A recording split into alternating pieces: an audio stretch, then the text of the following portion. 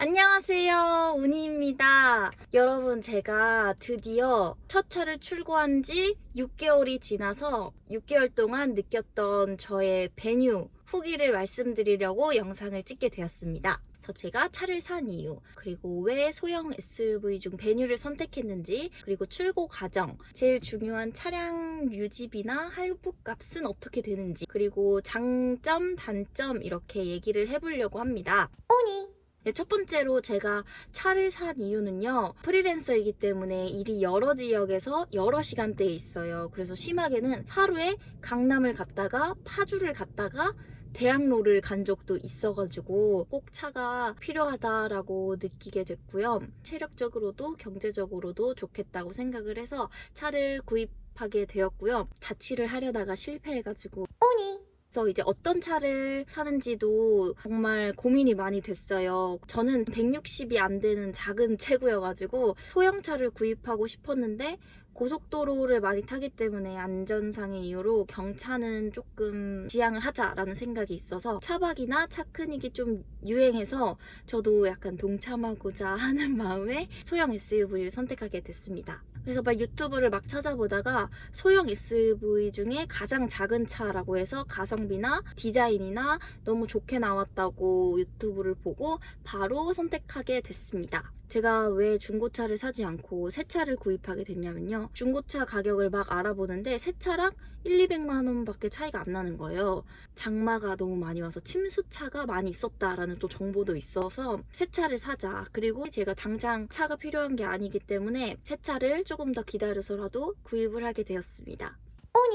막상 가서도 정해야 될 게 되게 많더라고요. 배뉴는 등급이 3가지 등급이 있었어요. 이제 첫 번째 등급이 아예 스마트 등급이라고 해서 그냥 깡통이라고 하죠. 그리고 두 번째 모던 등급, 제일 중간 단계 등급이 있었고요.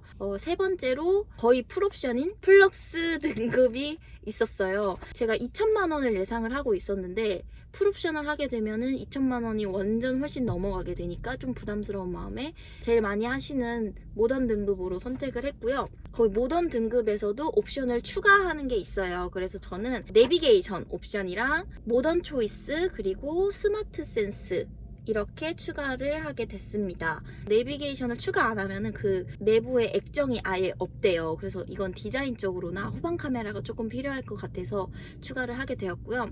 모던 초이스로는 휠이 너무 예뻐요. 일단 너무 예쁘고 루프렉도 이 디자인적으로 약간 뿔이 뿅 난 듯이 있어가지고 예뻐요. 일단 너무 예쁘고 막상 모던 초이스 옵션을 선택한 차랑 안 선택한 차의 휠을 모양을 보면 되게 세련됨이 너무 다르다고 생각해서 전 되게 만족하는 옵션이고요. 스마트 센스로는 이제 안전상의 이유로 이거를 추가하게 됐고요. 그래서 총 가격이 2,104만 원의 배뉴를 선택하게 됐습니다. 취등록세나 뭐 이런 게 합한 가격으로 알고 있거든요. 계약금 10만 원을 바로 그 자리에서 결제를 하고 1월 11일에 계약을 하고 3월 3일에 차를 인수받았어요. 출고 과정이 궁금하신 분은 제가 카드로 올려드릴 테니까 한번 참고해 주시면 더 좋을 것 같습니다.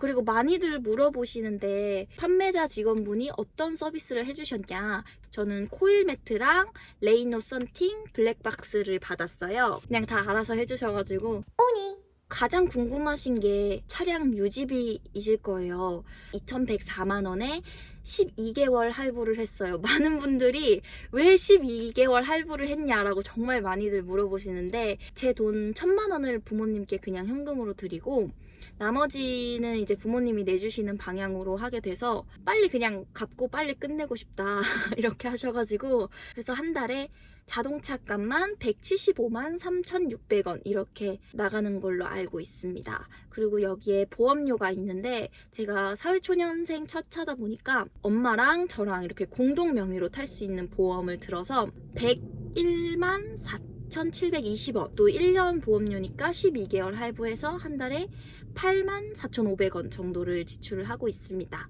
자동차 할부랑 보험료만 합해서 거의 한 달에 183만 8,100원 정도 나가는 편이고요. 제가 내는 건 아닙니다. 평균 주유비는 정말 적게 탈 때는 5만 원에서 많게 탈 때는 15만 원까지 지출을 하고 있고요. 대중교통도 이용을 하니까 적게 탈 때는 3만 원에서 많이 탈 때는 5만 원 정도 사용하고 있고요. 그래서 저는 한 달 평균 200만 원 정도를 지출하고 있고요. 자동차 할부를 36개월로 하시면 한 달 금액이 조금 더 저렴해질 수 있을 것 같습니다. 오니! 베뉴의 장점, 웬만한 경차만큼 연비가 잘 나온다는 점. 제가 시내 주행은 못해도 13, 14 정도 나오고요. 고속도로 주행은 22 정도 나왔었고요. 21.9 정도 나온 사진이 아마 있을 거예요. 뒷궁둥이가 너무 귀여워요. 너무 귀엽고, 근데 또 앞모습을 보면 되게 나는 세다. 약간 저는 이런 느낌이 너무 귀여워가지고 완벽하게 반해서 구매를 했습니다. 주차할 때도 좀 여유롭게 주차가 가능하고요. 캠핑을 가거나 이런 뒷좌석 활용이 되게 용이하다는 점이 SUV의 장점이라고 생각을 합니다. 그리고 저희 동네가 지하 주차장도 없는데, 그럼 여름에 진짜 외출 준비 뽀송하게 다 하고 왔는데 쪄 죽어 미치잖아요. 그럴 때 집에서 그냥 블루링크로 딱 시동을 걸고 나오면 외출 준비할 때 땀 한 방울 안 흘리고 갈 수 있다는 점이 완전 장점인 것 같습니다. 오니! 장점만 볼 수 없고 단점도 되게 중요를 하잖아요. 경차가 아닌데 경차 이미지가 있다. 경차 이미지인데 경차 할인은 안 된다는 게 단점이라면 단점이 될 것 같아요.